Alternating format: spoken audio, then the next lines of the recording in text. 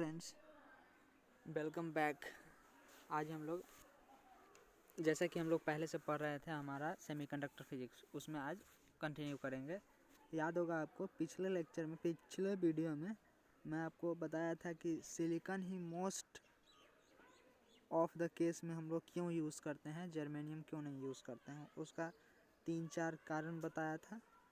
आज हम लोग, और मैं कल बोला था कि होल कॉन्सेप्ट समझेंगे, तो आज हम लोग होल कॉन्सेप्ट को स्टार्ट करते हैं। ध्यान से समझिएगा, क्योंकि यही सब मैं पहले ही बोल चुका हूँ। जहाँ से सेमीकंडक्टर स्टार्ट किया था वहाँ से, कि ये सारा का सारा एप्लीकेशन, ये बेसिक चीज़ें ही आगे समझनी है उसको थोड़ा सा अपर लेवल पर, लेकिन काम तो बेसिक चीज़ें ही आएंगे। तो समझिएगा हमारे पास, समझिए, ध्यान से समझिए। यहाँ पे मैं एक डायग्राम बनाया हूँ जिसमें आपको दिख रहा होगा जर्मेनियम के 4 एलिमेंट में बनाया हूँ। यहाँ पे ध्यान से देखिए, ये हमारे पास जर्मेनियम के 4 इलेक्ट्रॉन्स को, 4 एलिमेंट को मैं बनाया हूँ। अब ध्यान से अगर आप समझिए तो जर्मेनियम एक सेमीकंडक्टर है और सेमीकंडक्टर मटेरियल है। अब इस मटेरियल के अंदर ये बात तो कंफर्म है कि कुछ कोवेलेंट बॉन्ड होंगे, मतलब इसके एलिमेंट के अंदर एक एलिमेंट दूसरे एलिमेंट से जुड़ा होगा तो कोई ना कोई बॉन्ड से जुड़ा होगा, जिसको हम लोग कोवेलेंट बॉन्ड से जुड़ा हुआ बोलते हैं। और एक बात याद रखिएगा, कोवेलेंट बॉन्ड जो होता है ब्रिटल इन नेचर होता है, ठीक है। तो लगभग सभी सेमीकंडक्टर जो होते हैं, सेमीकंडक्टर के एलिमेंट जो होते हैं वो कोवेलेंट बॉन्ड से बॉन्डेड होते हैं। इतना बात क्लियर, ठीक है। आगे चलते हैं। अब क्या हुआ, जब कोवेलेंट बॉन्ड से ये बॉन्डेड है, ध्यान से देखिए, ये इलेक्ट्रॉन, ये इलेक्ट्रॉन, ये इलेक्ट्रॉन, ये इलेक्ट्रॉन, सारा इलेक्ट्रॉन्स जो है वो कोवेलेंट बॉन्ड से बॉन्डेड है।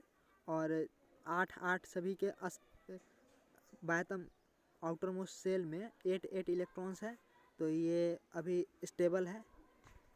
स्टेबिलिटी में लाने के लिए 8 इलेक्ट्रॉन्स होना चाहिए, चाहे 2 होना चाहिए, चाहे उसके हिसाब से 2 टू द पावर n के हिसाब से होना चाहिए, ठीक है। आगे चलते हैं। अब क्या हुआ, सपोज दैट हमको एक इलेक्ट्रॉन्स को यहाँ से हटाना है, तो क्या करना पड़ेगा। पहले ही डिस्कस हम लोग कर चुके हैं कि हटाना है तो क्या करना पड़ेगा। सिंपली कुछ नहीं करना है, इस पे एक एक्सटर्नल एनर्जी दे देना है। तो यहाँ का बॉन्ड, ये जो बॉन्ड है, ये बॉन्ड ब्रेक हो जाएगा और ये इलेक्ट्रॉन फ्री हो जाएगा। ये जो इलेक्ट्रॉन हमारे पास है, ये इलेक्ट्रॉन ये फ्री हो जाएगा, ठीक है। तो ये एनर्जी हम लोग डिफरेंट फॉर्म में दे सकते हैं, जैसे हीट के फॉर्म में दे सकते हैं, प्रेशर के फॉर्म में दे सकते हैं, टेम्परेचर के फॉर्म में दे सकते हैं। सारा हीट का ही एग्जांपल है, ठीक है। अब देखिए, मान के चलिए कोई भी एनर्जी दे के, किसी भी फॉर्म में हम इसको एनर्जी दिए और ये इलेक्ट्रॉन क्या हुआ, अपना कोवेलेंट बॉन्ड को ब्रेक करके ये फ्री टू मूव हो गया। अब ये बना फ्री इलेक्ट्रॉन, याद होगा आपको। अब ये पहुंच गया है कंडक्शन बैंड में। ये अभी तक वैलेंस बैंड में था, ये अभी तक वैलेंस बैंड में था, अब ये पहुंच गया कंडक्शन बैंड में, ठीक है। अब चलते हैं आगे। अब क्या हुआ, ये फ्री इलेक्ट्रॉन्स जब बना, ध्यान से समझिएगा, ये जब फ्री इलेक्ट्रॉन्स बना तो ये अपने जगह पे एक वैकेंट स्पेस छोड़ा होगा, वैकेंसी छोड़ा होगा।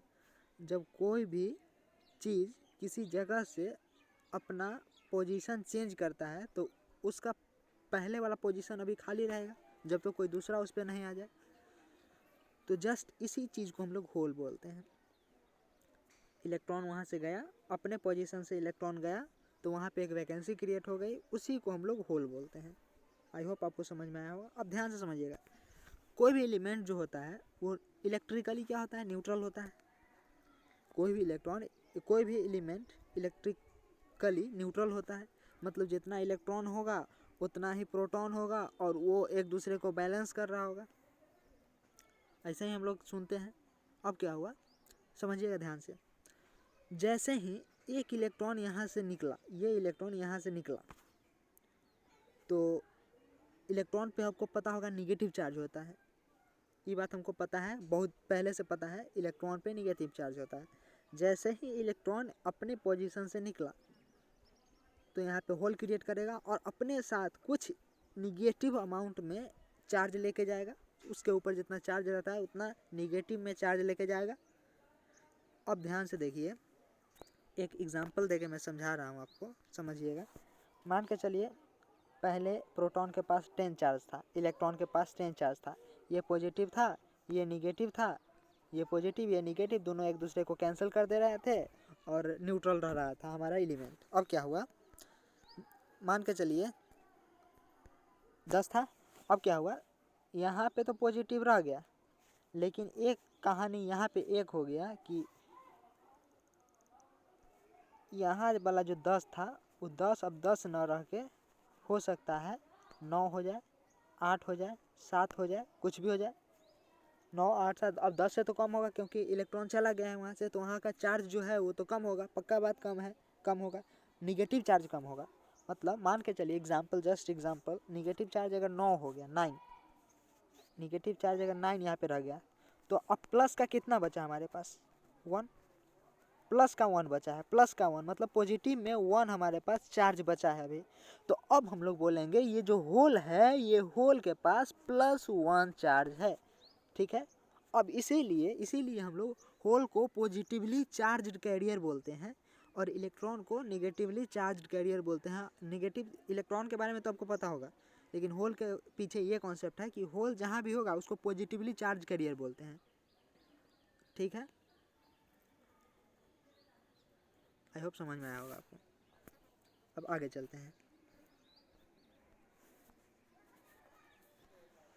यहाँ पे मैं कुछ पॉइंट मेंशन किया हूँ, कुछ इंपॉर्टेंट पॉइंट यहाँ पे मैं मेंशन किया हूँ। जैसे लिखा हुआ है an electron can be force to break its bond by application of external force और टेम्परेचर राइज। सही बात है, किसी भी तरीका से हम एनर्जी दे के उसको उसके बॉन्ड को ब्रेक करवा सकते हैं। Next, if temperature increases electron break its bond, ठीक है, create a free electron and hole as well.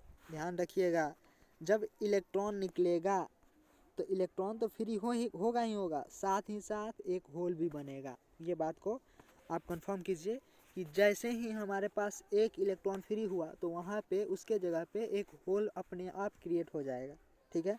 Next, temperature अगर राइज होगा तो कंडक्टिविटी बढ़ेगी, ये बात कंफर्म है। टेम्परेचर राइज होगा तो बहुत ज़्यादा बॉन्ड ब्रेक होगा, बहुत ज़्यादा बॉन्ड ब्रेक होगा तो फ्री इलेक्ट्रॉन्स बनेंगे, फ्री इलेक्ट्रॉन्स बनेंगे तो इलेक्ट्रॉन का मूवमेंट बढ़ेगा और कंडक्टिविटी बढ़ेगा। अब क्या है, रजिस्टिविटी घटेगी, सही बात है, रेजिस्टेंस घटेगा। इस हिसाब से रजिस्टिविटी अगर घटा तो रेजिस्टेंस भी घटा, क्योंकि रजिस्टिविटी हमारे पास एक फार्मूला होता है R=ρL/A, इसी को रजिस्टिविटी हम बोलते हैं। ये अगर घटा तो ये भी घटा, डायरेक्टली प्रोपोर्शनल होता है क्योंकि, ठीक है। आगे चलते हैं, एक नोट पॉइंट लिखे हुए हैं, ध्यान से देखिए इसको, नोट क्या है, इस नोट को समझाऊंगा मैं। लिखा हुआ है यहाँ पे, semiconductor in the pure form has negative temperature coefficient. ध्यान से देखिए, नेगेटिव टेम्परेचर कोएफिशिएंट। और आगे लिखा हुआ है conductor has positive temperature coefficient. और आगे लिखा हुआ है insulator has negative temperature coefficient. और यहाँ पे एक फार्मूला मेंशन किए हुए हैं, यहाँ पे एक फार्मूला मेंशन किए हुए हूँ मैं, RT=R0 × 1 + alpha T2 - T1 change in temperature. जहाँ पे RT जो है वो टेम्परेचर कोएफिशिएंट को दिखा रहा है, मतलब टेम्परेचर बढ़ाने से जो हमारा टेम्परेचर बढ़ाने से जो हमारा रेजिस्टेंस है वो बढ़ता है कि घटता है वो दिखा रहा है। RT एक पार्टिकुलर टेम्परेचर पे, R0 जो है वो एक स्टैंडर्ड टेम्परेचर पे जो रेजिस्टेंस होता है वो उसको दिखा रहा है, और अल्फा जो होता है टेम्परेचर कोएफिशिएंट को दिखा रहा है, ठीक है। आगे चलते हैं। अब क्या हुआ, ध्यान से देखिएगा,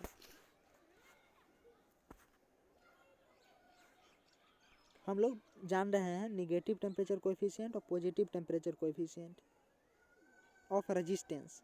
नेगेटिव टेम्परेचर कोएफिशिएंट और positive temperature coefficient of resistance, इसका क्या मतलब होता है, ध्यान से समझिएगा। मान के चलिए हमारे पास एक कंडक्टर है, ऐसा कंडक्टर है, इसमें पहले 100 फ्री इलेक्ट्रॉन्स थे, 100, जब टेम्परेचर 30 डिग्री सेल्सियस था। अब जब टेम्परेचर बढ़ेगा, मान के चलिए टेम्परेचर 100 डिग्री सेल्सियस मैंने कर दिया, तो अब इसमें एग्जाम्पल के तौर पे मान के चलिए 10⁵ 1 मिलियन फ्री इलेक्ट्रॉन्स हो गया। इतना ही कन्फाइंड स्पेस है, इतना ही में टेम्परेचर बढ़ाने से देखिए बहुत ज़्यादा फ्री इलेक्ट्रॉन्स हो गया है। अब जब इलेक्ट्रॉन इधर से इधर जब फ्लो करेगा, इलेक्ट्रॉन्स का मूवमेंट जब इधर से इधर होगा, ध्यान से समझिएगा, इलेक्ट्रॉन्स का मूवमेंट जब इधर से इधर होगा तो पहले 100 इलेक्ट्रॉन्स था तो आराम से चला जा रहा होगा बिना एक दूसरे में कोलिजन किए हुए, बिना कोलाइड किए हुए। लेकिन जैसे ही टेम्परेचर बढ़ा तो फ्री इलेक्ट्रॉन्स बढ़ा, नंबर ऑफ फ्री इलेक्ट्रॉन्स अगर बढ़ेगा तो क्या होगा, यहाँ पे जितना ज़्यादा नंबर ऑफ फ्री इलेक्ट्रॉन्स बढ़ेगा उतना ज़्यादा यहाँ पे रेजिस्टेंस क्रिएट करेगा, कोलिजन होगा, घिसाव होगा, टकराहट होगा। अब जितना ज़्यादा टकराव होगा, घिसाव होगा, कोलिजन होगा, उतना ज़्यादा रेजिस्टेंस बढ़ेगा। रेजिस्टेंस मतलब रुकावट होगा, रुकावट बढ़ेगा। इसीलिए बोला गया है कि हमारे पास जो कंडक्टर्स होते हैं, ध्यान से समझिएगा, जो हमारे पास कंडक्टर्स होते हैं, कंडक्टर्स, इसको पॉजिटिव टेम्परेचर कोएफिशिएंट बोला गया है ऑफ रेजिस्टेंस, इसीलिए क्योंकि अगर हम कंडक्टर में टेम्परेचर बढ़ाते हैं तो उसका रेजिस्टेंस भी बढ़ेगा। एक पार्टिकुलर टेम्परेचर के बाद अगर हम किसी भी कंडक्टर का रेजिस्टेंस बढ़ाते हैं, टेम्परेचर बढ़ाते हैं तो उसके साथ ही उसका रेजिस्टेंस भी बढ़ेगा। इसीलिए इसको बोलते हैं हम लोग पॉजिटिव टेम्परेचर कोएफिशिएंट। इंसुलेटर का क्या कहानी है? इंसुलेटर में तो कोई भी फ्री इलेक्ट्रॉन्स होता ही नहीं है। जब टेम्परेचर बढ़ाएंगे एक पर्टिकुलर टेम्परेचर के बाद तो 1, 8, 2, 3 फ्री इलेक्ट्रॉन्स होंगे जिसको मूव करने में कोई दिक्कत नहीं होगा वहाँ पे। तो इसीलिए उसको लिखा गया है निगेटिव टेम्परेचर कोएफिशिएंट। मतलब पहले जो रेजिस्टेंस था इतना ज़्यादा जिसके कारण एक भी इलेक्ट्रॉन, समझिएगा, इंसुलेटर में पहले एक भी इलेक्ट्रॉन नहीं था, फ्री इलेक्ट्रॉन तो था लेकिन फ्री इलेक्ट्रॉन नहीं था। अब मान के चलिए बहुत ज़्यादा टेम्परेचर हम बढ़ा दिए तो 2, 3 फ्री इलेक्ट्रॉन क्रिएट हो गया। तो पहले तो एक भी नहीं था जिसके कारण थोड़ा भी करंट फ्लो नहीं कर रहा था। अभी तो कुछ करंट भी फ्लो करने लगा इसमें। इसका क्या मतलब है? इसका रेजिस्टेंस कुछ घटा होगा, इसीलिए इसको निगेटिव टेम्परेचर कोएफिशिएंट बोलते हैं। नेक्स्ट हमारे पास है सेमीकंडक्टर। सेमीकंडक्टर को भी हम लोग निगेटिव टेम्परेचर कोएफिशिएंट बोलते हैं क्योंकि आपको पता होगा सेमीकंडक्टर जो है एक पार्टिकुलर टेम्परेचर के बाद ही कंडक्टिव नेचर में आता है, कंडक्टिव इन नेचर होता है। इसका क्या मतलब है? उसका भी रेजिस्टेंस जो है टेम्परेचर बढ़ाने से घटा होगा। इसीलिए हम लोग सेमीकंडक्टर, कंडक्टर एंड इंसुलेटर को अलग अलग कैटेगरी में कैटेगराइज करते हैं कि कौन किसका temperature coefficient of resistance positive है, किसका निगेटिव है। आई होप समझ में आया होगा आपको कि कोई भी सेमीकंडक्टर है तो उसका negative temperature coefficient of resistance होगा, कंडक्टर का पॉजिटिव एंड इंसुलेटर का भी निगेटिव होगा। ठीक है, आगे बढ़ते हैं। आई होप समझ में आया होगा आपको। आगे बढ़ते हैं हम लोग। अब हम लोग जो अगले वीडियो में हम लोग इलेक्ट्रॉन होल मूवमेंट को समझेंगे। ठीक है, इलेक्ट्रॉन का होल का मूवमेंट कैसे होता है वो भी समझना जरूरी है, उसको समझेंगे। अब मैं आपको एक चीज़ बता चुका हूँ, होल जो है पॉजिटिवली चार्ज कैरियर क्यों होता है और इलेक्ट्रॉन नेगेटिवली चार्ज कैरियर क्यों होता है। ये पूरा का पूरा पीएन जंक्शन डायोड में काम आने वाला है, इसीलिए इसको ध्यान रखिएगा और आगे भी काम आने वाला है। ट्रांजिस्टर में भी ये काम आएगा, मतलब पूरा का पूरा इलेक्ट्रॉनिक्स में काम आने वाला ही है ये, तो इसीलिए इसको ध्यान रखिएगा। ठीक है, धन्यवाद। और इसका जो है मैं नोट्स जो है मैं अपने टेलीग्राम चैनल पे अपलोड कर चुका हूँ पहले से ही, तो आप वहाँ पे जाके उसको डाउनलोड कर सकते हैं। उसका लिंक मैं आपको डिस्क्रिप्शन में दे दूँगा। और थोड़ा सा क्या बोलते हैं कि सपोर्ट कीजिए और शेयर कीजिए इसको।